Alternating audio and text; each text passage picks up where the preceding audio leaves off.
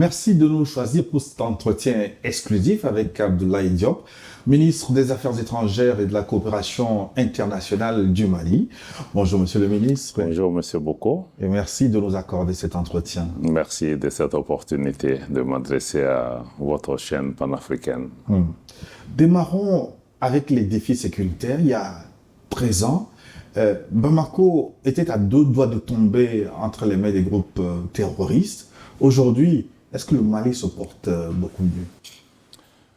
Il y a 10 ans, je pense qu'il faut commencer d'abord par l'intervention de l'OTAN en Libye, d'abord, qui a créé les bases de la déstabilisation de l'ensemble de la région et qui a été aussi soutenue par les puissances occidentales, les mêmes puissances sont revenus à notre secours, entre guillemets, pour pouvoir sauver la situation. Nous saluons tous les efforts qui ont été faits dans ce cadre.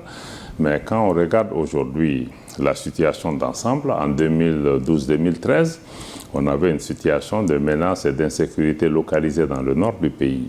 10 ans après, je pense que nos efforts collectifs n'ont pas porté les fruits, parce que pour une menace qui était contenue dans le nord du Mali, elle s'est propagée dans plusieurs localités du Mali. Aujourd'hui, la menace terroriste touche même des pays du Golfe de Guinée. Donc ça veut dire que les efforts n'ont pas marché et qu'il va falloir en tout cas trouver une autre approche pour pouvoir identifier les causes réelles de la menace et regarder comment répondre plus efficacement à ces menaces en mettant en avant aussi notre propre stratégie militaire, mais aussi en investissant dans nos capacités humaines et militaires de défense.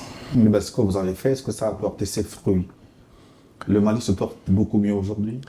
Le Mali se porte beaucoup mieux sur plusieurs plans. Sur le plan politique, il est clair que sous le leadership du président Goïta, président de la transition, chef de l'État du Mali, il y a quand même une prise de conscience que la sécurité des Maliens repose entre les mains des Maliens et que tout doit être fait pour pouvoir mettre en capacité nos forces de défense et de sécurité pour pouvoir matérialiser cette volonté.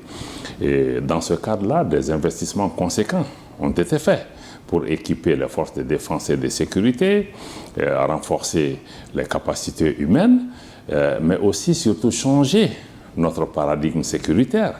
Parce que le paradigme sécuritaire qu'on avait avant reposait essentiellement sur des forces internationales qui, d'une part, Barkhane et autres, ne faisaient pas preuve de sincérité dans le cadre de la coopération, et même souvent, il y a des complicités avec les groupes que nous combattons. De l'autre côté, nous avions la mission des Nations Unies, qui est une mission du maintien de la paix, qui était chargée de maintenir la paix dans une zone où il n'y a pas de paix à maintenir, en clair, dans une autre zone qui est sous la menace d'attaques terroristes. Et depuis, si vous voyez, après le départ de Barkhane, on a prédit l'apocalypse. Le Mali est là. L'armée malienne, aujourd'hui, dans le passé, qui battait en retraite, est à l'offensive. Il y a de grandes opérations militaires qui sont en cours. Il y a beaucoup de territoires qui ont été conquis avec le retour des personnes réfugiées et avec les équipements que nous avons aujourd'hui acquis et la détermination des forces de défense et de sécurité sur le terrain, nous sommes à l'offensive. Mais quelles sont les portions du territoire malien qui échappent encore au contrôle des FAMA, les forces armées maliennes? Vous savez, aujourd'hui, l'armée malienne est présente presque dans toutes les régions du Mali. Naturellement, comme tous les pays du Sahel, au Burkina, au Niger, il arrive que des groupes terroristes soient présents sur certains pans du territoire. Aujourd'hui, seule la région de Kidal était une région dans laquelle l'armée n'était pas présente. Et avec le départ de la MINUSMA et les décisions qui ont été prises pour le déploiement de l'armée sur l'ensemble du territoire national et l'exercice de l'autorité de l'État sur l'ensemble du territoire, même dans la région de Kidal, des opérations ont commencé à Anefis, à Tessalit. Aujourd'hui, l'armée malienne est présente et joue son rôle régalien de protection des personnes et des biens. Même si il y a des poches encore dans lesquelles les groupes terroristes demeurent actifs. Et quand est-ce que vous pensez prendre le contrôle de Kidal, la dernière région, visiblement qui échappe encore pour certaines portions au contrôle de l'État malien? Vous savez, monsieur Boko, peut-être le terme n'est pas indiqué de parler de prendre le contrôle de Kidal. Kidal est la 8e région administrative du Mali, parmi une vingtaine de régions. Et Kidal est partie intégrante du Mali et ne devrait pas échapper à l'exercice du contrôle de l'État pour un certain nombre de facteurs qui ont créé cette situation. Aujourd'hui, comme je vous l'ai indiqué, dans le cadre du processus de retrait de la MINUSMA, il y a un calendrier qui a été adopté. Ce calendrier doit nous conduire à un désengagement total de la MINUSMA au 31 décembre. Et dans ce cadre-là, les camps et les emprises de la MINUSMA doivent être rétrocédés à l'État malien parce que l'État doit exercer son pouvoir régalien de contrôle de l'ensemble du territoire national, mais aussi c'est totalement conforme au texte des Nations Unies, au droit international, que les emprises et les camps qui sont laissés par la MINUSMA ne peuvent être occupés que par les forces de défense et de sécurité et par l'État malien. Donc ce processus est en cours. Il y a aujourd'hui près de 6-7 camps qui ont été cédés. Cette semaine, vous avez vu, ou la semaine dernière, le camp de Tessalit qui a été cédé à l'armée malienne. Les prochaines qui restent sont les camps de Aguelok dans la région de Kidal et les camps qui sont dans la ville de Kidal elle-même. Donc, cette planification est en cours et devrait se matérialiser dans les jours et les semaines à venir, même si le calendrier initial qui était convenu avec la MINUSMA a été avancé. Mais aujourd'hui, les instructions du gouvernement et du président sont très claires. Nos forces sont prêtes, y compris à anticiper le recouvrement de l'ensemble de ces emprises. Et ces emprises ne sont pas recouvrées pour un autre objectif, c'est pour nous permettre de pouvoir exercer notre rôle régalien, d'amener la sécurité, de protéger les Maliennes et les Maliens, de renforcer la lutte contre les groupes terroristes. Mais vous évoquiez tantôt donc ce départ de la MINUSMA, mais alors que les défis sécuritaires, tous ces défis n'ont pas été relevés, est-ce que c'est une bonne idée de demander le départ justement de cette force des Nations Unies? À quel défi sécuritaire répondait la MINUSMA? La MINUSMA, comme je vous l'ai dit, était présente, c'est vrai, mais la contribution sécuritaire de la MINUSMA était négligeable. Elle était négligeable. Avec parce près de 13 000 hommes sur le terrain. Près de 13 000 hommes sur le terrain, c'est d'abord une question de mandat. La MINUSMA est une opération de maintien de la paix. Ça veut dire que ce sont des forces qui viennent soit s'interposer entre les forces belligérantes, soit essayer de stabiliser. Or, au Mali, on n'est pas dans ce cas de figure. Le cas de figure qu'on a, c'est des attaques de groupes terroristes. Et la mission n'a pas de mandat pour lutter contre les groupes terroristes. Donc, sur le terrain, elle n'avait pas de valeur ajoutée sur le plan sécuritaire, même si elle contribuait à travers la provision de services sociaux de base et un certain nombre d'éléments. Donc, il faut d'abord comprendre qu'est-ce qu'elle faisait. Donc, ce qu'elle faisait n'était pas adéquat, ne répond pas à la situation. C'est pourquoi on a fait 10 ans, on a fait du surplace. Et c'est pourquoi l'État malien a tiré la conclusion sur la base de 2 éléments. Un, sur le plan sécuritaire, nous, notre stratégie, c'est une stratégie de conquête et non de stabilisation. Comment combattre les groupes terroristes et reprendre le contrôle de notre territoire. La mission ne faisait pas ce travail. Ils sont dans des camps, ils sont cantonnés, ils sont statiques. Or, nous sommes dehors, nous sommes au devant de la guerre et de la lutte contre le terrorisme. Et ça, la mission ne faisait pas ce travail. Deuxième élément que nous avions, même si l'État malien a tiré la conclusion que la MINUSMA, sa contribution sur le plan sécuritaire n'a pas répondu aux attentes des populations, parce qu'on continuait à tuer les gens, les groupes attaquaient, bon, les forces étaient là, regardaient de façon statique. On aurait pu encore vivre avec ça. Mais récemment, nous avons vu que certaines puissances, pour ne pas nommer la France en particulier, étaient à la manœuvre pour instrumentaliser, elle n'est pas la seule, il y a d'autres, pour instrumentaliser la mission, notamment sur les questions de droits de l'homme ou d'autres questions qui viennent diviser les Maliens.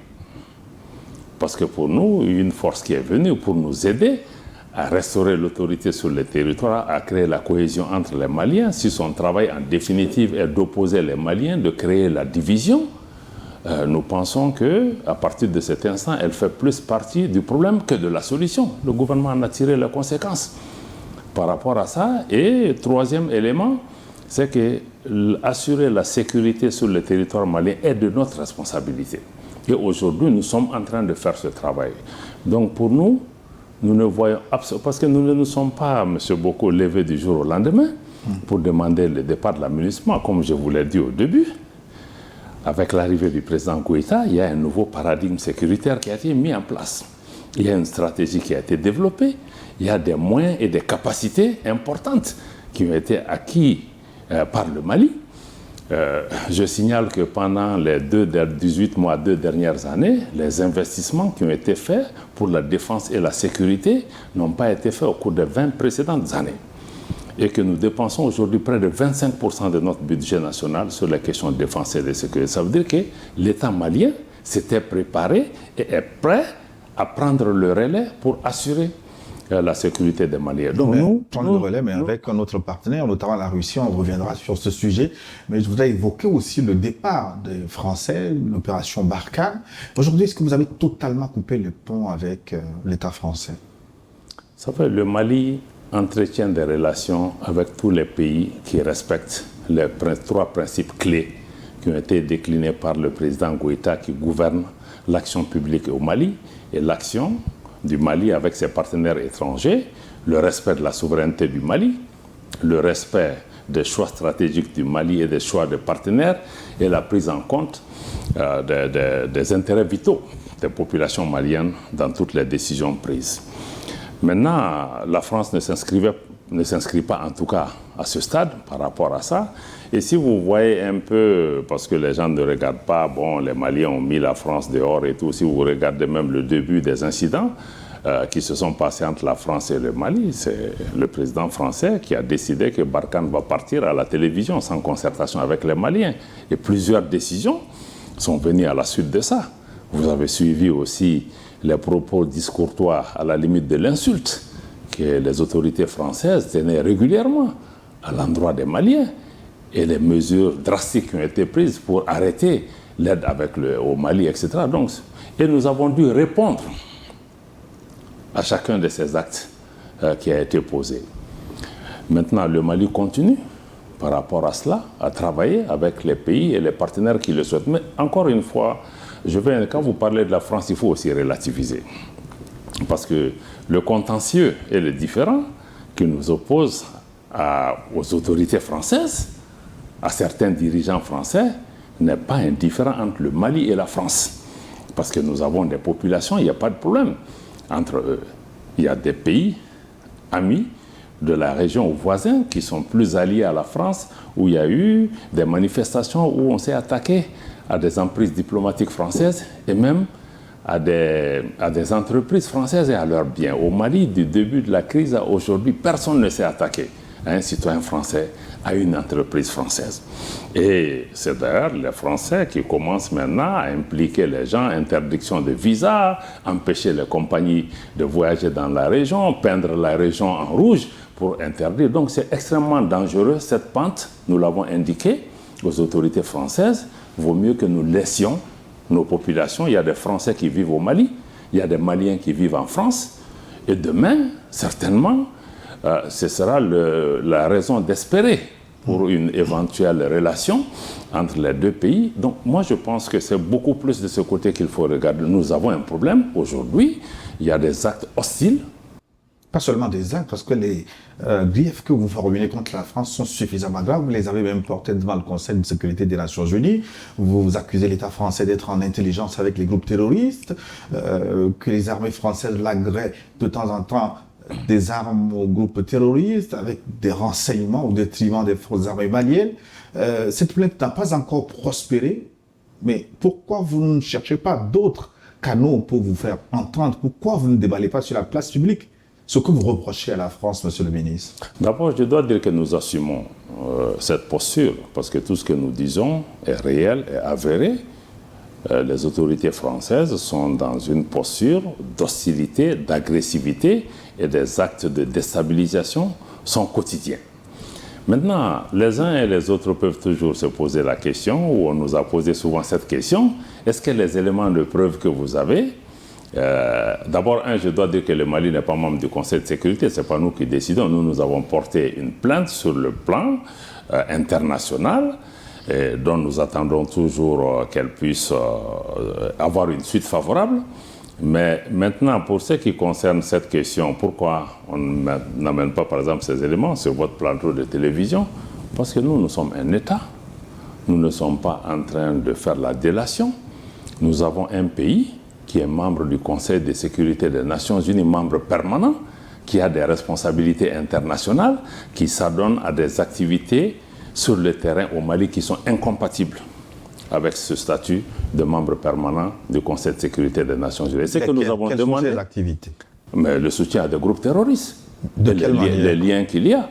Mais nous avons montré de mille manières, même il y a eu des avions qui ont pénétré notre espace aérien, qui sont pris des groupes terroristes. Dans le communiqué du gouvernement, l'ensemble de ces gens, il y a des fournitures d'équipements à des groupes terroristes. Il y a plusieurs activités de cette nature qui ont été clairement déclinées dans un communiqué officiel du gouvernement, et nous avons indiqué qu'en plus de ça, nous avons des éléments matériels. Ce que nous souhaitons, c'est une séance solennelle, parce que le Conseil de sécurité, quand ça se réunit, c'est documenté et ça reste pour l'histoire.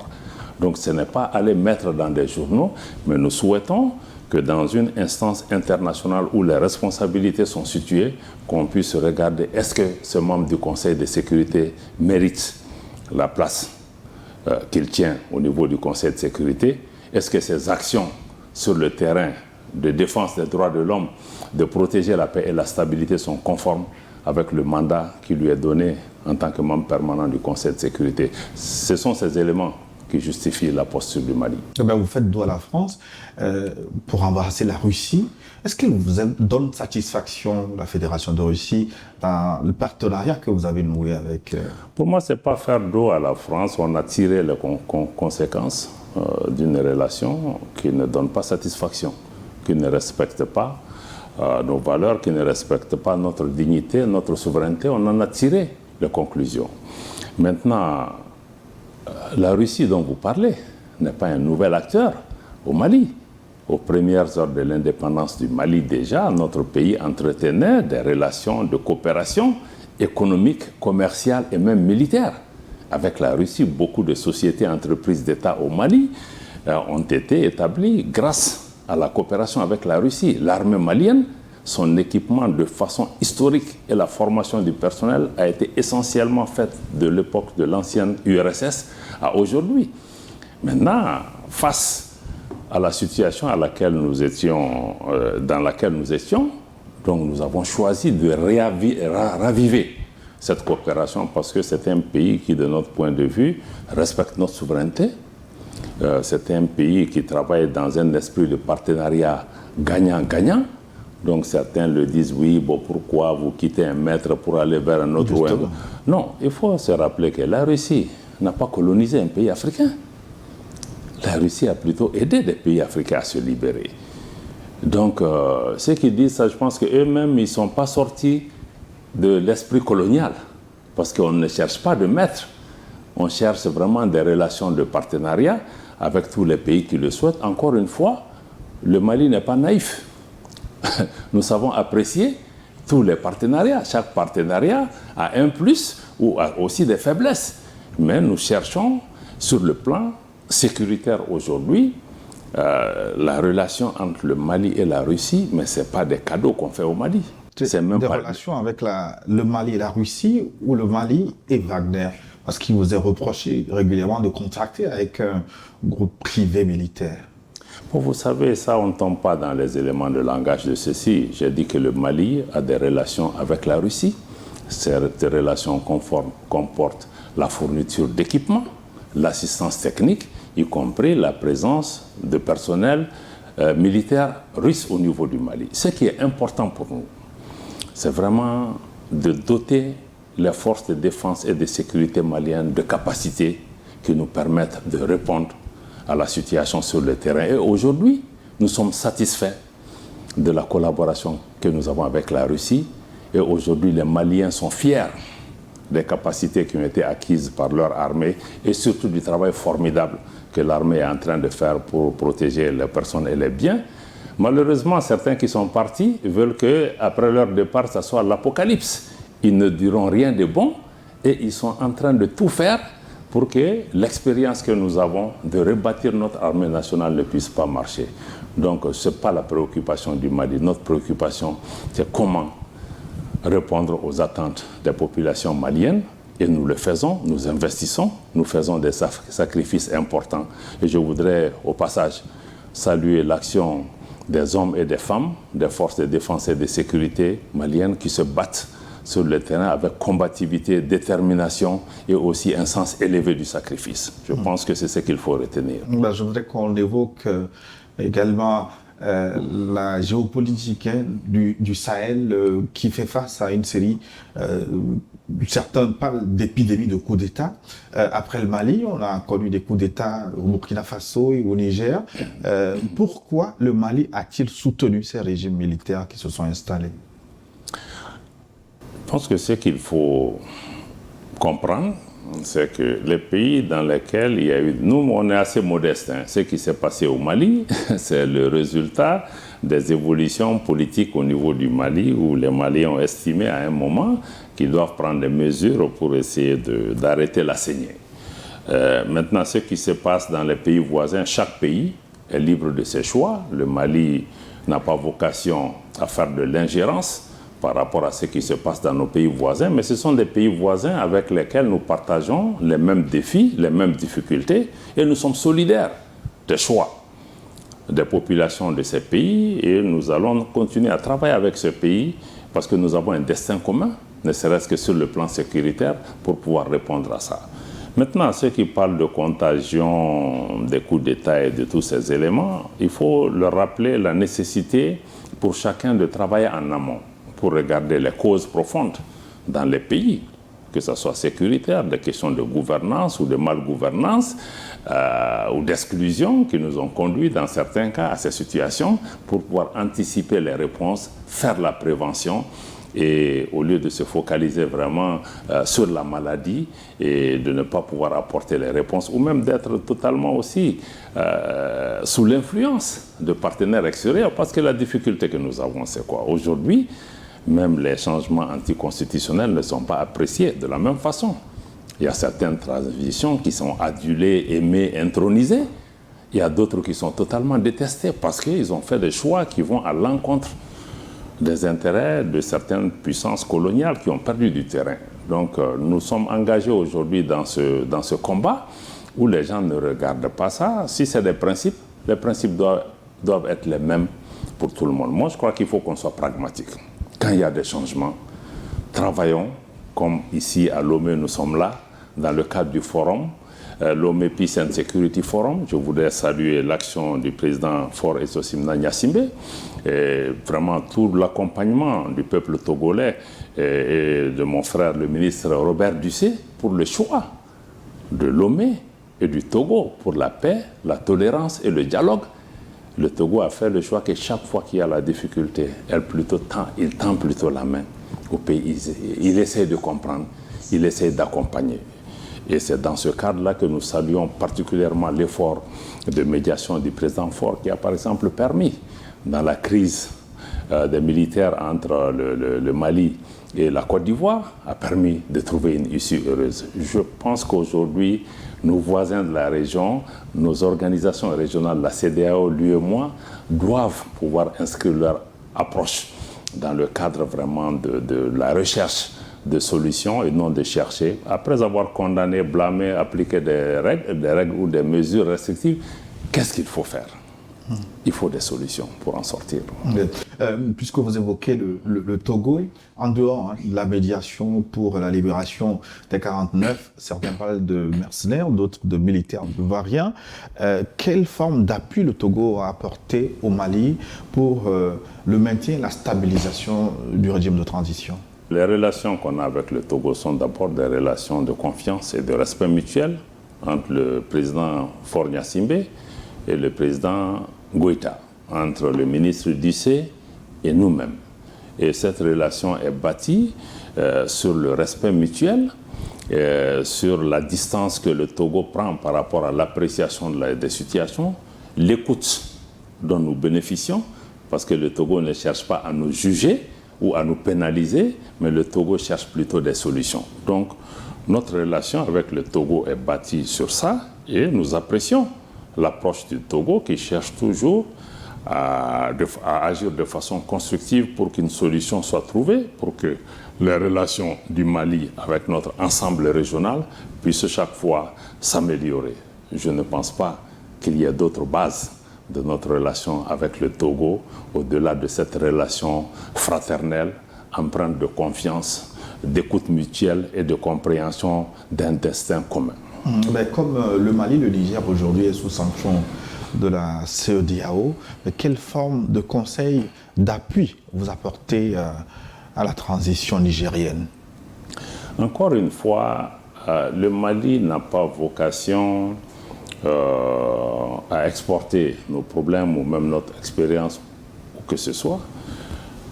Nous sommes dans un ensemble, nous ne cherchons pas à juger. Nos pays frères comme le Niger et le Burkina, s'ils sont dans des difficultés, s'ils souhaitent que le Mali accompagne avec les moyens modestes que nous avons, nous le ferons.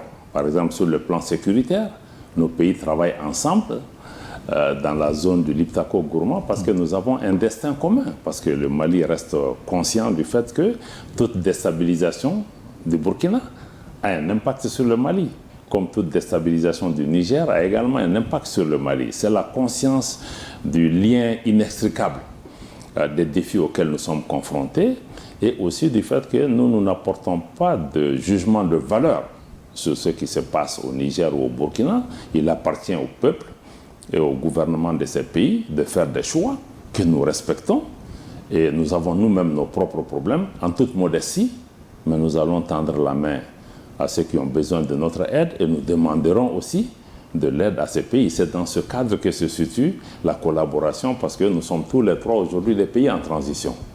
Les attitudes souvent agressives, punitives qui sont prises à l'endroit du Niger, on a appliqué la même chose au Mali. Et nous avons trouvé que ce n'était pas productif, ce n'était pas inacceptable dans certains cas. Et si ça se fait contre le Niger, naturellement, le Mali se lèvera parce que nous trouvons que c'est injuste aujourd'hui de punir toute la population nigérienne parce qu'on n'est pas d'accord avec certains dirigeants. Donc c'est ça, fondamentalement, les questions. Et nous l'avons mis très clairement, que nous sommes opposés à toute agression, toute invasion militaire, toute intervention militaire au Niger, d'abord parce qu'elle ne constitue pas la solution, parce que c'est un pays qui fait face déjà à la menace terroriste, une des armées les plus aguerries de la région qu'on veut déstructurer, et que toute intervention militaire ne fera qu'au lieu de favoriser la libre circulation des personnes, ça va plutôt favoriser la libre circulation des terroristes dans la région. Mais est-ce que vous êtes allé au-delà des déclarations? Est-ce que vous avez envoyé des troupes préventives pour justement vous préparer le Niger contre l'attaque de la CEDEAO? Vous savez, M. Boko, nous sommes sur un plateau de télévision et nous sommes écoutés par nos amis et par nos ennemis. Donc je ne vais pas aller dans certains détails, mais ce que je peux vous dire, sur le plan politique et sur le plan officiel, nous avons mis en place l'Alliance des États du Sahel. Cette alliance est une alliance militaire, contre toute agression de nos pays, où nous allons répondre collectivement, et pour lutter ensemble contre le terrorisme et tous les autres facteurs d'instabilité. Mais qu'au-delà de sa dimension militaire, solidaire, nous travaillons parce qu'il existait aussi déjà l'autorité du Liptako-Gourma, qui a été créée par traité depuis les années 70, qui lie les trois pays. Donc nous comptons aussi renforcer la dimension de développement économique, l'exploitation de nos ressources, regarder aussi les questions monétaires et les questions économiques qui touchent nos populations. Donc nous sommes, c'est un peu dans ce... Nous privilégions plutôt pas une réaction, mais une réponse stratégique à des menaces qui sont dirigées contre nos pays ou à des défis auxquels nos populations sont confrontées. Est-ce que cette alliance ne constitue pas une menace pour la CEDEAO? Vous savez, c'est plutôt l'intervention militaire envisagée par la CEDEAO qui constitue une menace directe pour la sécurité nationale du Mali, comme pour la sécurité des 3 pays de la région. Il faut que nous, on s'organise pour se prémunir contre une telle menace, parce que nous sommes conscients que derrière la CEDEAO, mais ce sont des forces hostiles. La force en attente de la CEDEAO a été là depuis plus de 20 ans. J'ai été ministre des Affaires étrangères, je suis ministre des Affaires étrangères. J'ai travaillé sur ces dossiers. Nous savons que la CEDEAO ne dispose pas d'une telle force. Elle ne dispose pas d'une telle force. Ce sont des forces étrangères, des pays étrangers qui sont derrière ça. Et pour la plupart des pays hostiles au Mali. Donc nous sommes convaincus qu'une intervention militaire au Niger ne s'arrêtera pas qu'au Niger, mais ça va déstabiliser toute la région. Donc nous, notre réponse n'est pas de dire, d'abord, même la charte des États, de l'Alliance des États du Sahel fait clairement mention dans son préambule, on reconnaît l'existence de la CEDEAO, de l'Union africaine et d'autres organisations. Donc nous continuons à travailler dans l'état d'esprit de renforcer l'intégration. Mais nous créons un groupe où nous partageons une vision similaire, les mêmes préoccupations, et nous sommes déterminés à aller plus loin que ces organisations, mais aussi à offrir une autre approche de la solidarité, de l'intégration entre nos pays, mais aussi de proposer une structure qui ne soit pas téléguidée par l'extérieur. Je crois que ce sont ces éléments qui ont motivé. Donc ce n'est pas contre qui que ce soit. Mais si la CEDEAO perdure dans sa posture, est-ce que le dictateur gourmand va quitter la CEDEAO? Vous savez, comme le disent les anglophones, on va traverser le pont quand on va y arriver. Nous n'en sommes pas là, mais nous avons indiqué que toute intervention militaire de la CEDEAO contre un de nos pays va être consacrée automatiquement à la dislocation de l'organisation, parce que ça cassera tout esprit d'intégration régionale. Je pense que les choses sont entre leurs mains.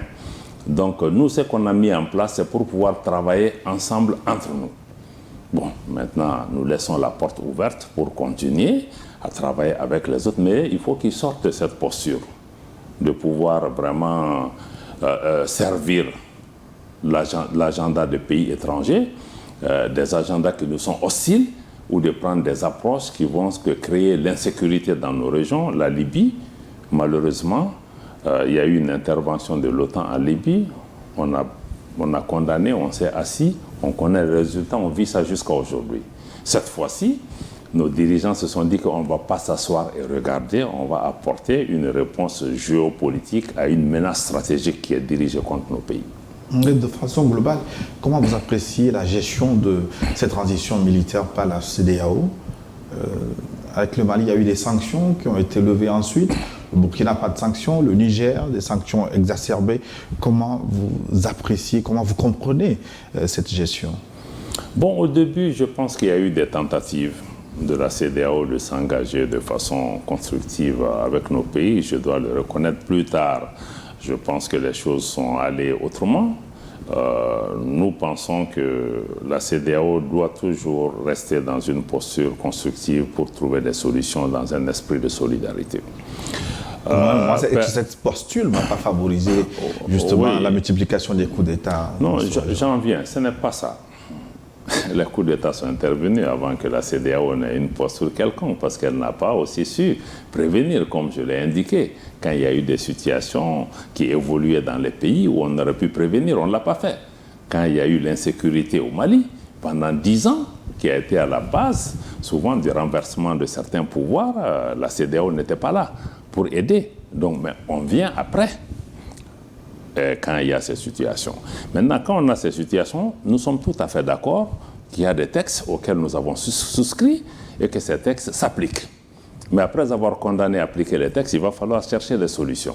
C'est là où je pense que l'organisation doit faire les pas nécessaires pour comprendre que tout n'est pas dans la sanction, la répression. Encore qu'il faut rappeler que la plupart de ces mesures sont souvent illégales, illégitimes et inhumaines. La fermeture des frontières n'existe dans aucun texte de la CEDEAO. La fermeture des banques, c'est illégal au niveau de la BCEAO. L'article 4 du statut de la BCEAO interdit à la banque de recevoir des instructions des autorités supérieures pour agir. Pourtant, on le fait. Donc, ce que je veux dire de façon générale, il faut que ces organisations comprennent que appliquer les textes est là, mais il faut sortir d'une dynamique de sanctions, de punitions, et surtout de punitions collectives de tout un pays. On peut avoir des mesures ciblées pour pouvoir aller.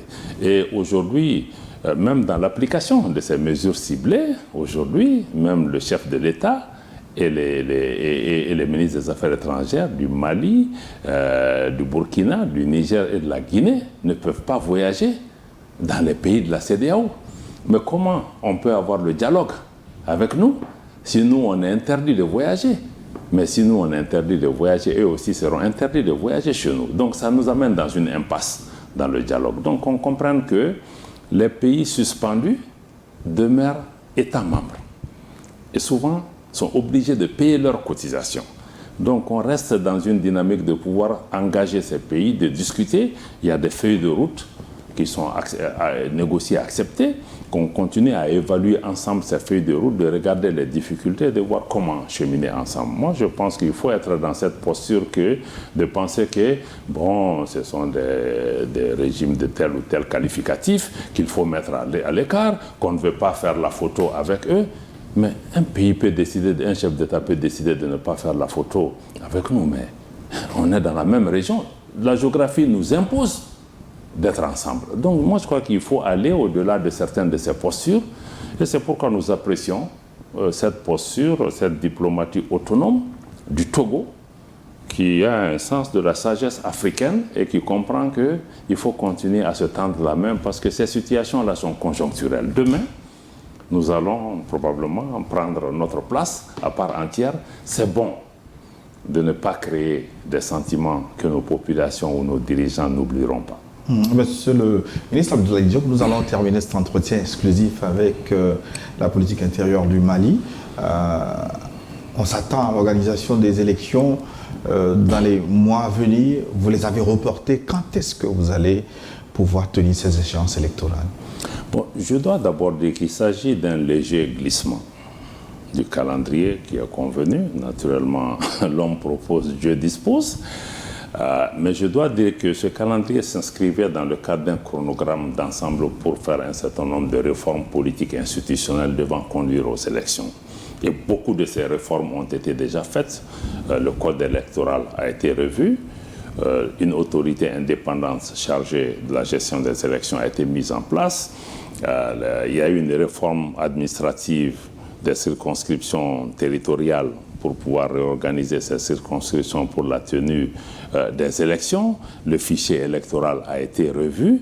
Donc, il y a beaucoup d'actes qui ont été posés. Et d'ailleurs, un des plus importants, c'est que nous avons quand même organisé un référendum qui a permis d'écrire une nouvelle constitution qui est une avancée importante parce que depuis plus de 20-30 ans, aucun régime n'a réussi à réviser ou même à changer la constitution du Mali. Donc, maintenant que nous avançons, il y a eu des difficultés d'ordre technique et opérationnel qui exigent que nous puissions pouvoir, dans le cadre de la discussion avec les différents acteurs, revoir les choses parce que ce qui était prévu après le référendum constitutionnel, c'était d'aller pour des élections locales et puis les élections législatives, ensuite les présidentielles. Et le processus était censé se terminer au mois de mars 2024. Maintenant, après les différents échanges et même la demande de certains acteurs de se focaliser sur la tenue de l'élection présidentielle et de décaler les autres élections, le président de la transition, avec le gouvernement, a accédé à cette demande et a focalisé en guise de bonne foi, parce que tous les acteurs ont dit que focalisez-vous sur le présidentiel, c'est le plus important. Et c'est ce que nous sommes en train de préparer. Naturellement, il y a quelques difficultés techniques qui sont là, dont notamment il y a des choses qui doivent être revues par rapport à l'adoption de la nouvelle constitution sur les délais à respecter entre les deux tours, sur aussi la révision du fichier électoral. Il y a aussi un contentieux avec la société chargée de gérer le fichier. Donc, ce sont ces questions pratiques qui ont nécessité un léger glissement du calendrier, mais je peux vous... Qui met à mal le calendrier de la CEDEAO, ou est-ce que vous allez pouvoir le respecter encore? Vous savez, il faut travailler dans la réalité. Je crois que ce qui est important, c'est la bonne foi, c'est l'engagement à réaliser des choses dans les délais, Mais vous savez aussi, comme les militaires le disent souvent aussi, c'est le terrain qui commande souvent. Parce qu'il y a des réalités intangibles qui sont là, qu'on essaye d'intégrer. Et comme je l'ai indiqué, même pour la tenue du référendum, il avait fait l'objet d'un léger décalage, mais il a été tenu dans les délais assez courts. Donc, je peux vous donner l'assurance que nous travaillons à pouvoir mettre sur la table un nouveau calendrier et l'engagement est là pour un retour à un ordre constitutionnel apaisé et sécurisé, tenant compte de l'ensemble des paramètres sur le terrain, de la nécessité de maintenir le dialogue avec tous les acteurs concernés par cela. Moi, je crois qu'il ne faut pas aborder ces questions de façon idéologique ou religieuse, mais nous sommes des acteurs, nous travaillons à pouvoir faire les choses de manière réussie, mais aussi de manière durable. Mais vous ne craignez pas le bâton de la CEDEAO si jamais vous extrapolez, vous allez au-delà du délai qui vous a été consenti? Vous savez, ce que nous craignons, c'est le bâton des Maliens. Pour nous, le plus important aujourd'hui, c'est ce que pensent les Maliens, ce que souhaitent les Maliens. La CEDEAO, nous allons continuer à dialoguer, comme les éléments que nous vous donnons, c'est les mêmes éléments que nous partageons avec la CEDEAO, en comprenant qu'un pas important a été fait.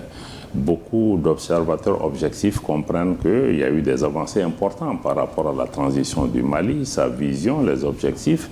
Bon, il y a des événements, il y a des choses qui se passent dont il faut tenir compte, même dans ces pays. Il se passe ce type de situation.